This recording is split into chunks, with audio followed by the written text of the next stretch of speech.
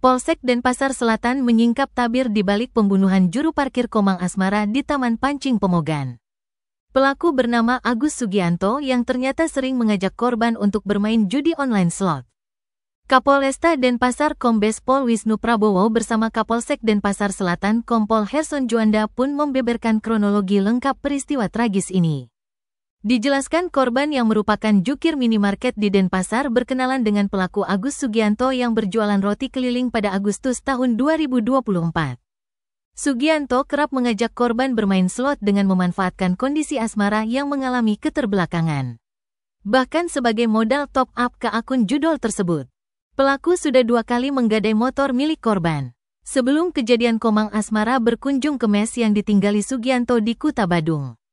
Kemudian pelaku menjual sepeda motor korban seharga 5 juta pada Rabu tanggal 6 November tahun 2024. Uang itu dipakai untuk mengisi saldo rekening Sugianto lalu top up ke akun judol dan dipakai main slot menggunakan handphone pelaku. Dia menjanjikan kalau menang korban akan dibelikan sepeda motor baru. Mereka pertama bermain di mes pelaku. Di sana sudah mengalami kekalahan. Karena saldo masih tersisa, maka penjual roti ini mengajak pindah bermain ke kawasan Pura Demak dengan menaiki motor pelaku. Dari mes, pelaku sudah menyiapkan dengan membawa sebuah pisau cutter dan membeli sarung tangan. Lantaran tempat itu terlalu gelap, keduanya lantas pindah lagi ke Taman Pancing Timur. Sekitar pukul 20 WITA, Sugianto kembali mengalami kekalahan. Sampai-sampai uang dari penjualan motor korban hanya tersisa 500.000. Hal ini membuat Komang Asmara marah dan meminta motornya kembali. Namun Sugianto beralasan bahwa ini adalah permainan judol yang dilakukan bersama.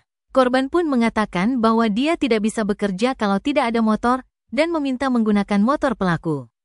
Sehingga terjadilah cekcok di antara mereka. Saat itulah penjual roti kejam ini melancarkan aksinya. Dia memiting leher korban dari belakang dan mengunci tubuhnya menggunakan kaki.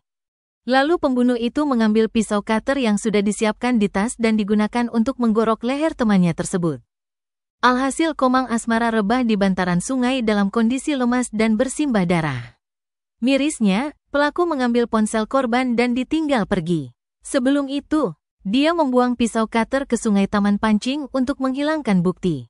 Sugianto sempat pulang untuk mandi dan membersihkan darah yang menempel di tubuh serta pakaiannya. Setelah itu dia ke area parkir tempat korban bekerja dan berpura-pura menanyakan, apakah ada teman-teman di sana yang melihat keberadaan Komang Asmara. Tak sampai di situ, sekitar pukul 10 WITA Sugianto balik lagi ke tempat kejadian perkara untuk menengok Komang Asmara.